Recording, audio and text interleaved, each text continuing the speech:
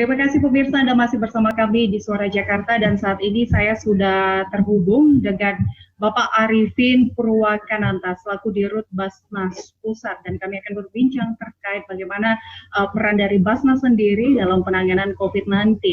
Ya, Pak Arifin, bisa dijelaskan sejauh ini bagaimana peran dari Basnas sendiri untuk meredam bagaimana penyaluran dari COVID-19 sejauh ini? Saya kira Basnas, Badan Amil Zakat Nasional, perannya memang menjadi pendukung dari berbagai potensi yang ada. Sekarang ini Satgas telah bekerja dan paradigma dari Satgas kita adalah peta helix. Itu artinya multi stakeholder, masyarakat semuanya harus dapat membantu pemerintah melalui Satgas COVID ini dan bahu-membahu untuk bisa menolong, membantu mereka yang berkesulitan karena krisis ini. Nah, peran Basnas adalah mendorong semangat publik untuk bisa memberikan bantuannya kepada masyarakat yang terkena dampak langsung, yang sakit, mereka yang kemungkinan akan tertular maupun masyarakat miskin, terutama UMKM, security, pekerja lapangan, pekerja harian, bahkan media, pegawai yang harus tidak bisa bekerja di rumah, itu untuk kita support dalam kondisi pembatasan yang semakin lama semakin ketat ini. Jadi kami membuat beberapa program kesehatan. Kami sebenarnya sekarang sedang memberikan dukungan kepada rumah sakit untuk pengadaan APD. Kami baru saja menyerahkan ke Rumah Sakit Persahabatan, kemarin ke Rumah Sakit Haji, lalu ke Rumah Sakit UIN. Kemudian kami juga bergabung ke rumah sakit atlet, Wisma Atlet untuk bisa memberikan support, bantuan, terutama mereka kita akan diberikan tugas untuk membantu proses pemakaman keluarga-keluarga Muslim yang kemudian harus meninggal karena sakit ini.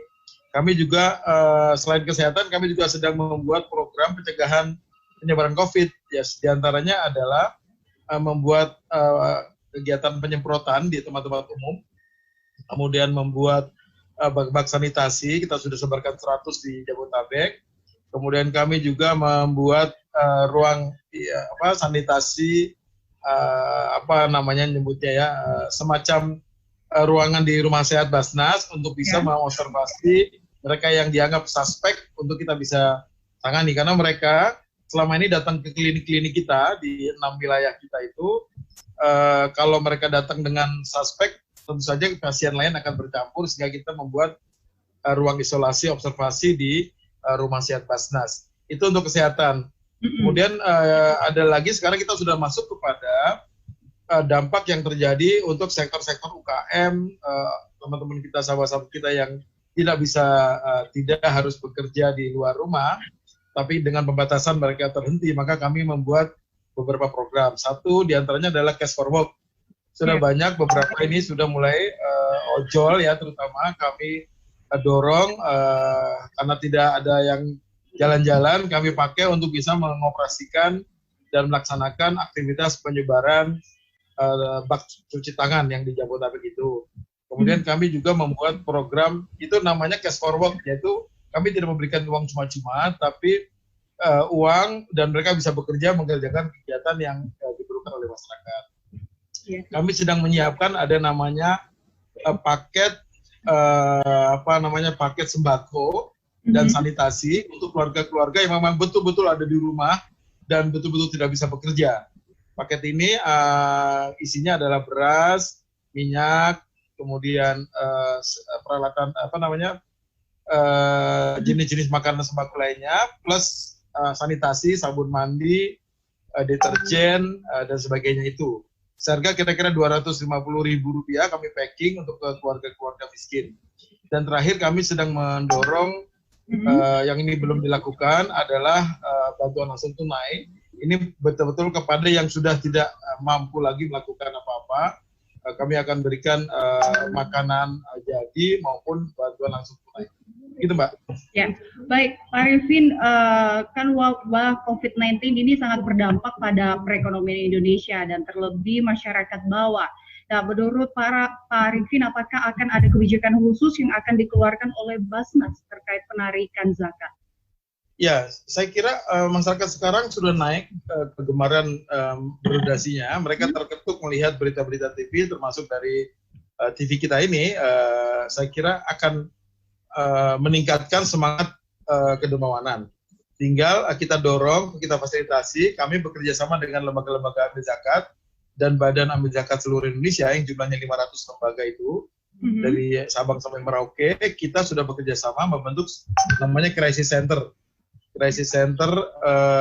COVID-19. Nah, Crisis Center itu bekerja bersama-sama untuk menggalang dana publik dan membagikannya kepada mereka yang membutuhkan dengan beragam kegiatannya.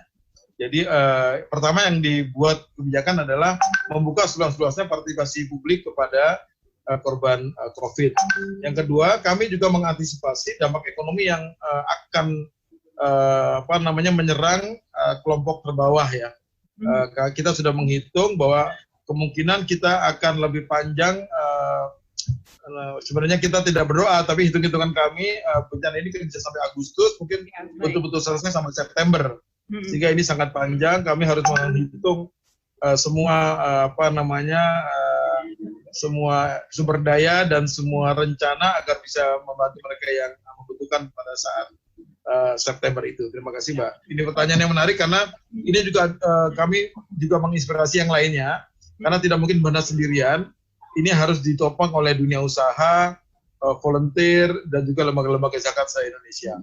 Ya, Pak Arifin, Basnas juga memunculkan adanya ruang isolasi observasi untuk masyarakat, yaitu Rumah Sehat Basnas. Bisa diceritakan seputar Rumah Sehat Basnas ini bagaimana dan ada berapa lokasi dan fasilitas yang berada di Rumah Sehat Basnas ini apa saja, Pak Arifin?